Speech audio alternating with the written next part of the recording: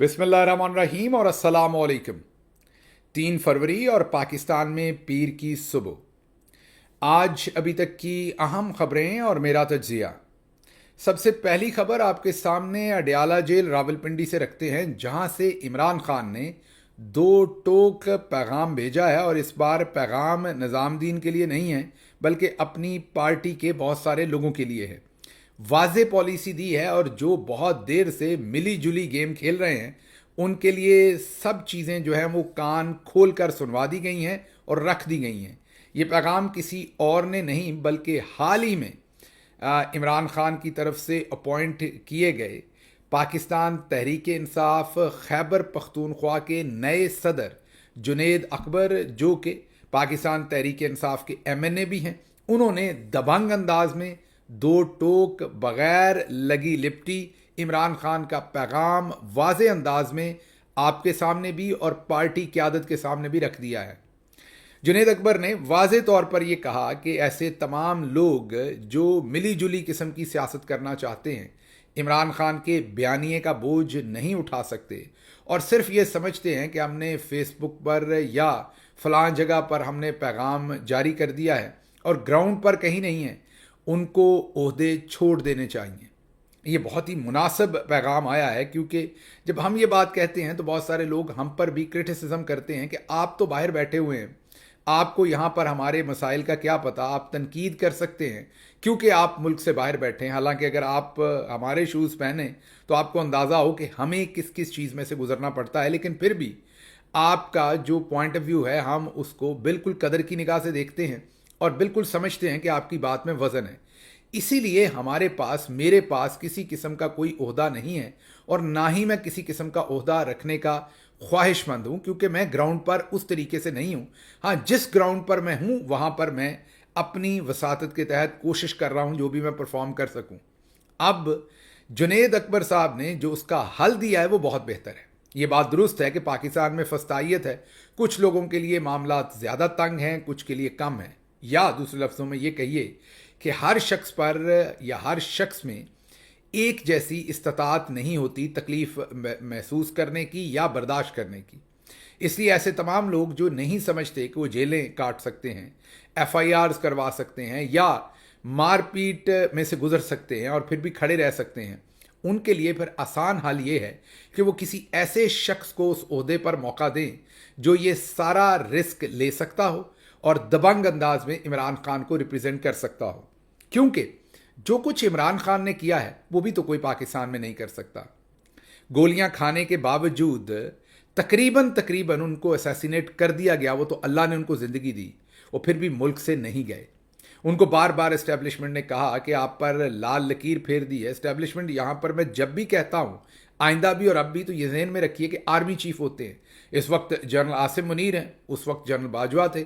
बाकी ये सब कुछ खाम ख्यालियाँ हैं। एस्टेब्लिशमेंट नाम का कोई वजूद पाकिस्तान में नहीं है, एक आर्मी चीफ है और उन्हीं के इर्द गिर्द सब कुछ घूमता है।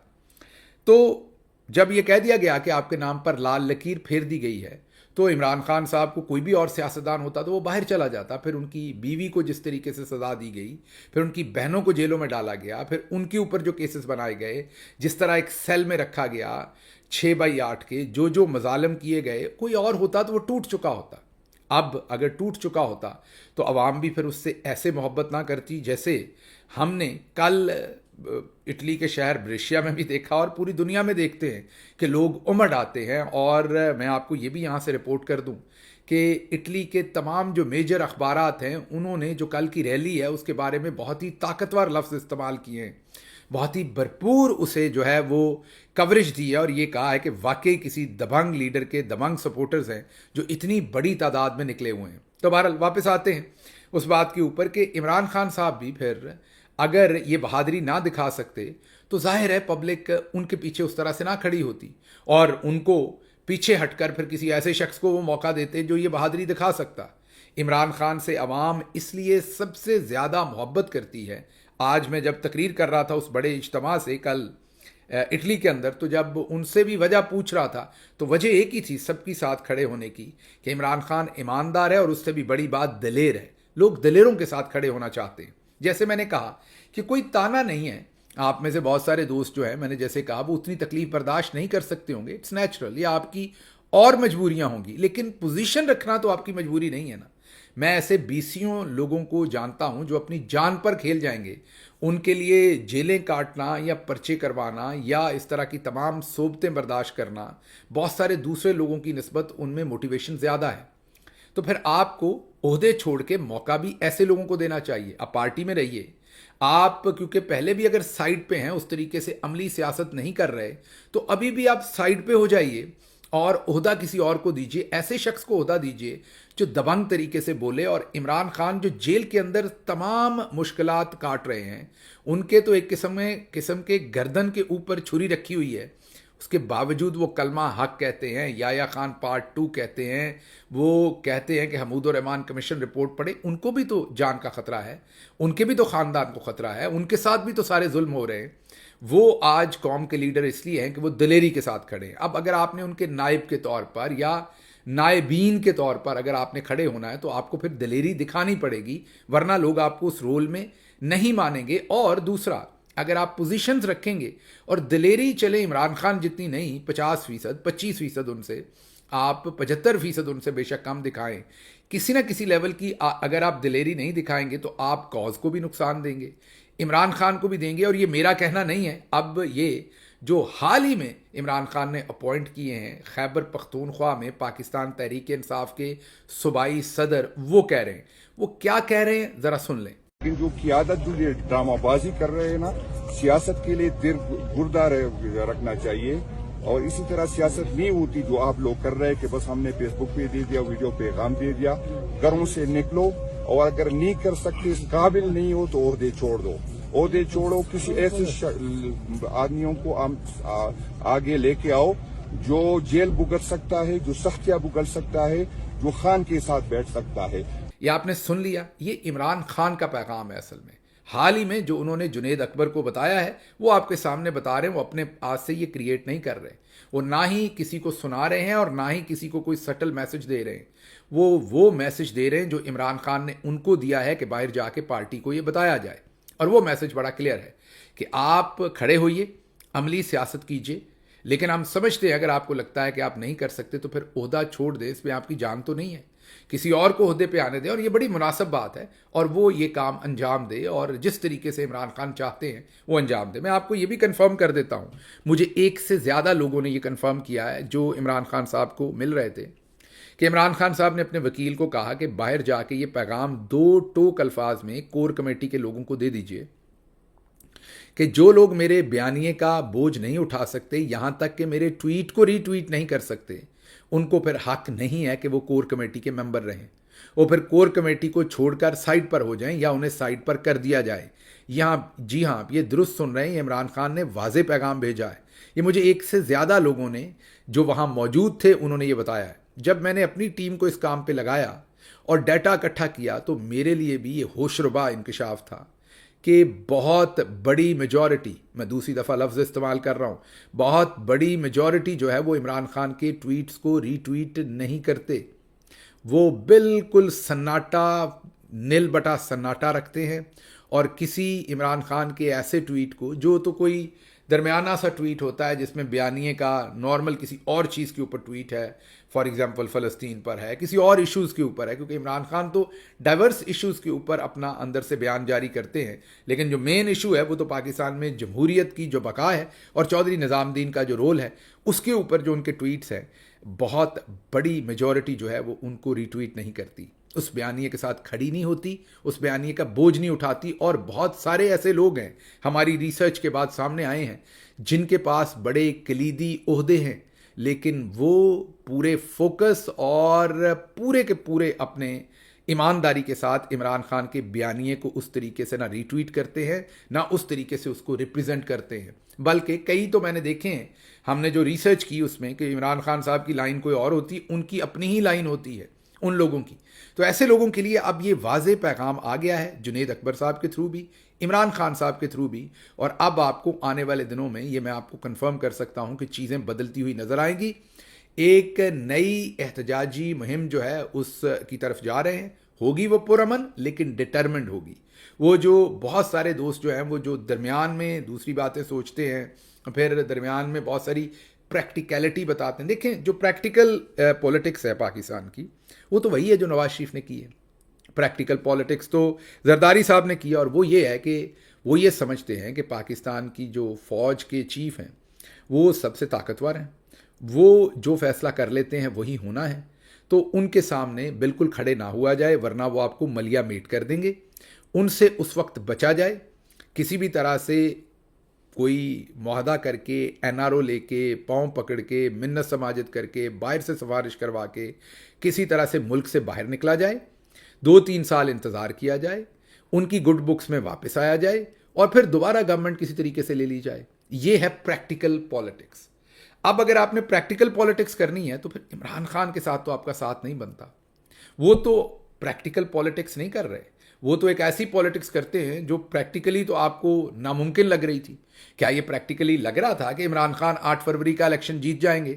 جب پوری پارٹی توڑ ڈالی گئی اور کھمبوں کو ٹکٹ دینا پڑی, اور گاجر, مولی, جوتا, بیلنا, چمٹا, ان نشانوں کے اوپر, اور وہ بھی ایم پی اے کے اور نشان, ایم این اے کے اور نشان, کیا یہ پریکٹیکل تھا؟ لیکن عمران خان ڈٹا رہا اور اس نے پریکٹیکلٹی کے اگینسٹ جا کر پروو کر کے دکھایا کہ اگر آپ کا ایمان مضبوط ہو, عوام سے رشتہ ہو, تو آپ کسی بھی حالات کے اندر کھڑے ہو سکتے ہیں. تو اب جتنے بھی دوست پریکٹیکل سیاست کرتے ہیں اور بعد میں کہتے ہیں کہ نہیں یہ تو جذباتیات ہے, یہ تو ان کے لیے بہت آسان حل ہے کہ وہ عمران خان کی سیاست سے الگ ہو جائیں, وہ اپنی سیاست کریں یا کسی اور پارٹی میں کریں. عمران خان کی سیاست اور عہدے ان کے پاس رہنے دیں جو ان کے بیانیے کے ساتھ چلنے کا حوصلہ رکھتے ہیں, ڈٹرمینیشن رکھتے ہیں یا انڈرسٹینڈنگ رکھتے ہیں. دوبارہ یہ ایک بہت ہی تگڑا ایک نئی شفٹ آ رہی ہے پارٹی میں, اور یہ نئی اسٹریٹجی میں میرے کہنے کا مطلب, اور آپ کو کئی چیزیں ہلتی جلتی بھی نظر آئیں گی, اور میں جنید اکبر کی یہ جو اسٹیٹمنٹ ہے اسے بھرپور طریقے سے انڈورس کرتا ہوں. اب چلتے ہیں اگلی خبر کی طرف. ڈوگر کوٹ آ نہیں رہی, ڈوگر کوٹ آ گئی ہے. جی ہاں, چلیں یہ تو اچھا ہوا کہ ہم نے آپ کو جو 2 مہینے پہلے خبر دی تھی, جسٹس 2 مہینے یا 6 ہفتے جو پہلے خبر دی تھی کہ جسٹس سرفراز ڈوگر کو جو 15ویں نمبر پر لاہور ہائی کورٹ میں ہیں ان کو وہاں سے اٹھا کر یہاں لایا جا رہا ہے اور چیف جسٹس بنایا جا رہا ہے, وہ خبر پھر آج سے ہم نے 6 ہفتے یا 2 مہینے پہلے آپ کو بتائی, لیکن آج سے 4-5 دن پہلے میڈیا نے اسے رپورٹ کیا, اور کل باقاعدہ اس کا نوٹیفیکیشن ہوا. نہ صرف نوٹیفیکیشن ہوا سیم ڈے, بلکہ اسی دن روسٹر بھی بن گیا. جی ہاں, آپ کے سامنے رکھ رہے ہیں, ان ججز کا روسٹر بھی بن گیا, اور روسٹر بہت خوبصورت ہے.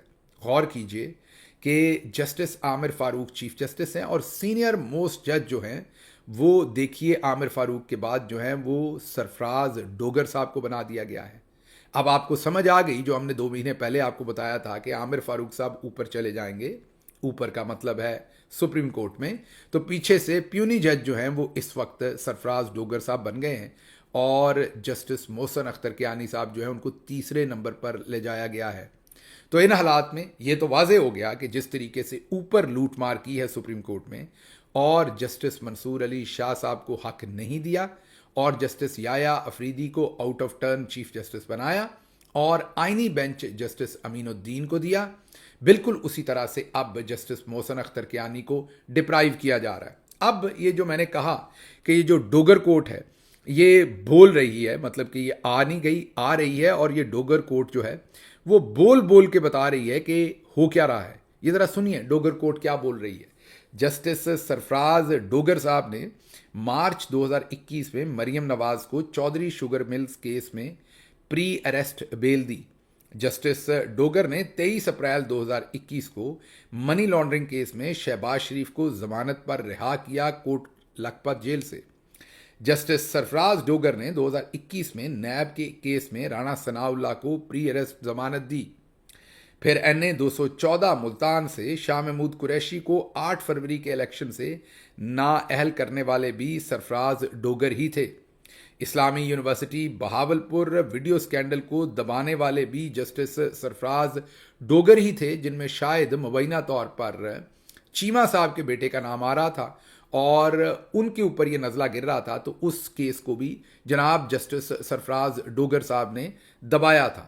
صرف یہی نہیں, اگر آپ یہ دیکھیں تو جسٹس سرفراز ڈوگر کی لاہور ہائی کورٹ کی ویب سائٹ سے چیک کریں تو صرف 59 ججمنٹس جو ہیں وہ رپورٹڈ ججمنٹس ہیں. رپورٹڈ ججمنٹس وہ ہوتی ہیں جو اتنی قابل ججمنٹس ہوتی ہیں کہ انہیں ایک مثال بنایا جاتا ہے جس کی بعد میں عدالتیں تقلید کرتی ہیں اور اس ججمنٹ کی بیس کے اوپر آنے والے وقتوں میں فیصلے ہوتے ہیں. اگر جسٹس سرفراز ڈوگر کی 59 ججمنٹس جو ہیں وہ رپورٹڈ ہیں تو دوسری طرف جسٹس محسن اختر کیانی کی 161 ہیں. یہ ویسا ہی ہے جیسے 17 سیٹوں والوں کو جو ہے وہ پرائم منسٹرشپ دے دی, حکومت دے دی, اور جس نے 171 سیٹوں سے بھی زیادہ سیٹیں جیتی تھیں اس کو جیل میں ڈالا ہوا ہے. بالکل ویسے ہی 161 رپورٹڈ ججمنٹ والے جسٹس محسن اختر کیانی سے جو چیف جسٹس شپ ہے وہ چھین لی, اور 59 رپورٹڈ ججمنٹس والے جسٹس سرفراز ڈوگر کو اب چیف جسٹس بنایا جا رہا ہے. بہرحال یہ تمام چیزیں تو اب ہو گئیں, لیکن اس میں ایک اور انٹرسٹنگ بات ہے, وہ یہ ہے کہ اسلام آباد بار کونسل نے دیگر ہائی کورٹس سے اسلام آباد ہائی کورٹ میں ججز کے تبادلوں پر جنرل باڈی اجلاس کل 11 بجے طلب کیا ہے. اب میرا اسلام آباد بار کونسل میرے لیے تو سارے ہی بہت محترم ہیں. میرے برے وقت میں ظاہر ہے لائرز ہی آپ کے لیے پیش ہوتے ہیں, بہت سارے دوست ہیں, لیکن میں انہیں یہ کہوں گا کہ یہ آپ کیوں اپنے آپ کو تکلیف دے رہے ہیں. کل آپ آئیں گے, وہاں پر چائے کے کپ ہوں گے, کچھ کیک رس ہوں گے یا فروٹ کیک ہوں گے جو وہاں سے آپ کو ملیں گے. آپ کی جو وہاں پر کینٹین ہے آپ پئیں گے, پھر ایک آپ پریس ریلیز نکالیں گے اور پھر آپ سو جائیں گے. حضور اگر آپ نے کچھ کرنا ہوتا اسلام آباد بار نے یا سپریم کورٹ بار نے یا لاہور ہائی کورٹ بار نے یا کسی بھی بار نے, تو 2 مہینے پہلے ہم آپ کو یہ خبر دے چکے تھے میرے ولاگ میں. میں لڑکوں کو کہوں گا اپنی ٹیم کو کہ وہ فگر آؤٹ کر کے وہ دن بتا دیں ایگزیکٹلی اگلے ولاگ میں کہ ہم نے کب یہ سٹوری بریک کی تھی سب سے پہلے. تو جب ہم نے آپ کے سامنے یہ خبر رکھی تھی, اگر ہمیں پتہ لگ گیا جو وکیل نہیں ہیں باہر ہیں تو آپ کو بھی پتہ لگا ہوگا. تو آپ نے کیا کیا؟ آپ نے کچھ نہیں کیا, اور نہ ہی آپ نے آگے کچھ کرنا ہے. میں ابھی آپ کو بتا دوں, آپ بھی تبھی 2007-8 میں تگڑی مہم چلاتے ہیں جب پیچھے جنرل کیانی آپ کے پیچھے ہوتے ہیں اور پرویز مشرف کے خلاف آپ کو استعمال کرنا ہوتا ہے. جب ایک درست قسم کی مہم چلانے کی ضرورت ہے تو ہم نے دیکھا کہ عورتوں کی پامالی ہو, بھلے وکلا کی ہو, بھلے وکلا کو اغوا کر لیا جائے, سپریم کورٹ پر قبضہ کر لیا جائے, ہائی کورٹس پر قبضہ کر لیا جائے, الیکشن لوٹ لیا جائے, آپ کے وکلا بھائی جیتے ہوں ان کے رزلٹ بدل دیے جائیں, کچھ بھی ہو جائے ملک میں, آپ کان میں ڈالے ہوئے نہیں رڑکتے, آپ بالکل سائلنٹ موڈ پہ لگے ہوئے ہیں. تو اگر کسی کو یہ توقع ہے کہ کوئی وکلا مہم شروع ہوگی, یہ میرا ذاتی اوپینین ہے, میری پارٹی کا نہیں ظاہر ہے, یہ میرا ذاتی اوپینین ہے, ایسا کچھ نہیں ہوگا. یہ صرف اور صرف خواہ زبانی جمع خرچ اور اپنا وقت آپ نے ضائع کرنا ہے. اور جو آپ کے فورمز ہیں بار کونسلز جو کہ بہت معتبر پوزیشنز ہیں, ان کا آپ نے مذاق اڑوانا ہے, اپنا مذاق اڑوانا ہے. تو میری آپ سے گزارش ہے کہ یہ آپ تردد پلیز نہ کیجیے. اچھا جی, اگلی خبر جو ہے وہ آپ کے سامنے ریاست کے بارے میں رکھیں گے. ہزاروں سالوں میں انسان نے سیکھا کہ ریاست کے 3 ستون ہیں اور ریاست ان 3 ستونوں پر کھڑی ہوتی ہے. پارلیمنٹ جس پر چودھری نظام الدین پہلے ہی قبضہ کر چکے ہیں, ایگزیکٹو حکومتی ادارے جس میں فوج بھی آتی ہے ایک ادارہ, اور تیسرا ستون آزاد عدلیہ. اب جو ایگزیکٹو جس میں فوج آتی ہے اور فوج کی لیڈرشپ میں جنرل عاصم منیر صاحب, انہوں نے 8 فروری کے الیکشن کو لوٹ کے پارلیمنٹ پر بھی قبضہ کر لیا, 17 سیٹوں والوں کو حکومت میں لا کے انہیں حکومت دے کے. عدلیہ تو آپ کو پتہ ہی ہے, سپریم کورٹ پر اور ساری عدلیہ پر جیسے قبضہ ہوا ہے. تو اب ریاست ایک ہی ستون پر کھڑی ہے, اور یہ اخبار کا جو کارٹون ہے یہ بالکل درست بتا رہا ہے کہ اب ریاست بندوق پر کھڑی ہے, کیونکہ آپ نے دوسرے دونوں پلر تو گرا دیے ہیں, تو اب بندوق کی نوک پر ریاست کھڑی ہے. اب دیکھتے ہیں کتنی دیر تک آپ یہ نظام کو, ٹیڑھے نظام کو ایسے کھڑا کر سکتے ہیں اور آگے معاملات چلا سکتے ہیں. اب ڈان بھی لکھ رہا ہے کہ اگر سینئر موسٹ ججز ہی ہیلپ لیس ہیں تو ایک کامن سٹیزن جو ہے وہ پاکستان میں انصاف کے لیے کیا امید لگائے. ڈان کو شکر ہے خدا کر کے یہ لکھنے کی نوبت آئی, کیونکہ بدقسمتی سے میں نے جیسے آپ کو کہا کہ وکلا ستو پی کے سوئے ہوئے ہیں, ہم نے دیکھا جو صحافتی تنظیمیں وہ بھی ستو پی کے سوئی رہیں, اور پیکا ایکٹ جو ہے وہ کامیاب ہو گیا. ابھی آپ پچھلے چند دنوں میں بڑے بڑے صحافیوں کو دھمکیاں لگاتے بتا رہے تھے کہ ہم نکلیں گے, ہم یہ کر دیں گے. ان کے بارے میں بھی میں آپ کو پیشگی بتا دیتا ہوں کہ ہمارے وہ تمام دوست اسی تنخواہ پر کام کریں گے اور سوائے گیدڑ ببکیوں کے اور کچھ نہیں ہوگا. کوئی موومنٹ نہیں چلے گی، ایون کوئی ہڑتال بھی نہیں کریں گے کہ ہم نے اپنے ٹاک شوز نہیں کرنے، ہم نے اپنے کالم نہیں لکھنے، ہم نے ایک دن کے لیے اخباریں بند کرنی، کچھ نہیں ایسا کریں گے، بلکہ سب کچھ ویسے ہی رواں دواں ہوگا. ہاں کالی پٹیاں باندھیں گے. اور میری تو ہنسی نکل گئی، ایسے لوگوں نے بھی کالی پٹیاں ٹیلی ویژن پر باندھی ہوئی تھیں جن کا مجھے پتا ہے کہ ان کی نوکری ٹیلی ویژن پر آئی ایس پی آر نے اور آئی ایس آئی نے کروا رکھی ہے. کئیوں کو تو گریڈ سی اور گریڈ ڈی اور گریڈ بی کی جابز میں سے نکال کے ڈائریکٹلی کیٹیگری اے کے ٹاک شوز پر اور کیٹیگری اے کے ٹی وی چینلز پر زبردستی آئی ایس آئی نے اور آئی ایس پی آر نے ان کی نوکریاں کروائی ہیں. میرا تو ہانسا ہی نکل گیا جب میں نے ان کے بازوؤں پر بھی سیاہ پٹیاں بندھی ہوئی دیکھیں. بہرحال تو یہاں پر بھی کچھ نہیں ہونا. اگلی خبر جو ہے وہ اب جان اچکزئی ہمیں بتاتے ہیں. وہ کہتے ہیں کہ آرمی چیف نے ایران کو واضح دھمکی دی ہے. اچھا، اب آرمی چیف نے کہا یہ ہے کہ جو دوست کے روپ میں دشمن ہے ہمارا، جو بنا اوپر سے دوست ہے لیکن دشمن ہے، ہم اس کو بھرپور جواب دیں گے اور اس کا بھی کلا کما کریں گے، اس سے نپٹیں گے آہنی ہاتھوں سے. اب انہوں نے ایران کا نام نہیں لیا، لیکن جان اچکزئی کہہ رہے ہیں کہ یہ آرمی چیف نے ایران کو پیغام پہنچایا ہے. اب جان اچکزئی جو ہیں وہ بھی ملٹری بیکڈ ایک اینالسٹ کے طور پر انہیں پہچانا جاتا ہے، اور منیف فاروق کی طرح وہ بھی وہی زبان بولتے ہیں جو ان سے بلوائی جاتی ہے. اب ان کا یہ کہنا بہت ہی خطرناک بات ہے، کیونکہ اگر وہ یہ بات کہہ رہے ہیں تو اس کا مطلب یہ ہے کہ کہیں نہ کہیں یہ سوچ ہے. تو افغانستان کے ساتھ جو معاملات ہو گئے پچھلے دنوں میں وہ ہم آپ کے سامنے رکھے ہی ہوئے ہیں. اس کے ساتھ ساتھ چائنا کے ساتھ جو معاملات ہیں وہ بھی آپ کو پتہ ہی ہیں، جو سرد مہری چل رہی ہے. اور حال ہی میں Mohsin Naqvi Washington D C میں ایک ایسے فورم پر چلے گئے جو چائنا مخالف تھا. اور اس کے بعد ہندوستان تو ازل کی ہماری جو مخالفت ہے وہاں پر وہ آپ کو پتہ ہی ہے. تو پیچھے ایک ایران رہ گیا تھا. اب پتہ یہ چل رہا ہے کہ جان اچکزئی کہہ رہے ہیں کہ ہم ان کو بھی دھمکی لگا رہے ہیں. تو ہم پتہ نہیں کس طرف جانا چاہتے ہیں اور کیا کرنا چاہتے ہیں، یہ تو خدا ہی جانتا ہے. بہرحال حامد میر صاحب نے اس کی بہت اچھی ڈپکشن کی ہے. انہوں نے کہا ہے کہ قائد اعظم کبھی خواب میں آئے تو کہوں گا آپ پلیز پاکستان مت آئیے گا، یہ آپ کو گرفتار کر لیں گے. یہ بات درست ہے، قائد اعظم کو گرفتار بھی کر لیں گے اور ان کے نام پر لال لکیر بھی پھیر دیں گے، کیونکہ وہ بھی خاصے انڈیپینڈنٹ تھے. لیکن مجھے تو احمد میر صاحب اس سے بھی زیادہ فکر ہے. مجھے فکر کشمیری شاعر کی ہے کہ کشمیری شاعر جو ہیں وہ اگر اپنی آزادانہ جیسی وہ شاعری لکھتے ہیں یا لکھتے تھے وہ لکھیں گے تو ان کو بھی اٹھا لیا جائے گا. اور پھر سوچیں اگر انہیں برہنہ کر کے ان پہ تشدد کیا جائے اور اس کے بعد بھی وہ نہ مانیں اور ان کی بیوی پر جھوٹا قتل کا مقدمہ ڈال دیا جائے تو کیا ہوگا. یقیناً آپ کی آنکھ کشمیری شاعر احمد فرحاد کی طرف ہوگی، جسے حال ہی میں آئی ایس آئی نے اٹھا لیا تھا اور پھر کوہالہ پل پر چھوڑا تھا جب جسٹس محسن اختر کیانی نے اس کیس کے اندر دلچسپی لی تھی کہ ان کو نکلوانا ہے. اور نکالنے کے بعد بھی وہ چپ نہیں ہوئے، تو اب ان کی بیوی پر جعلی قتل کا مقدمہ ڈال دیا گیا ہے. لیکن نہیں ہیں تو بالکل یہ ساری سٹوری درست ہے، لیکن آج میں بات جس کشمیری شاعر کی کر رہا ہوں وہ احمد فرحاد نہیں ہے، بلکہ میں کشمیری شاعر جن کی بات کر رہا ہوں وہ رہتے سیالکوٹ میں تھے، پیچھے سے کشمیری تھے. ان کا نام تھا علامہ محمد اقبال رحمۃ اللہ علیہ. سوچیں اگر آج وہ ہوتے اور جیسی وہ شاعری لکھتے تھے اور نیولے کو شہباز سے لڑا دیتے تھے تو شہباز بھی اٹھا کے اندر کر دینا تھا انہوں نے، اور اقبال صاحب کا نیولا بھی اٹھا کے اندر کر دینا تھا. تو کہنے کی بات یہ ہے کہ اچھا ہوا وقت پر نکل لیے. اگر آج ہوتے تو پھر سوچیں غداری اور بغاوت کے کیسز ہوتے.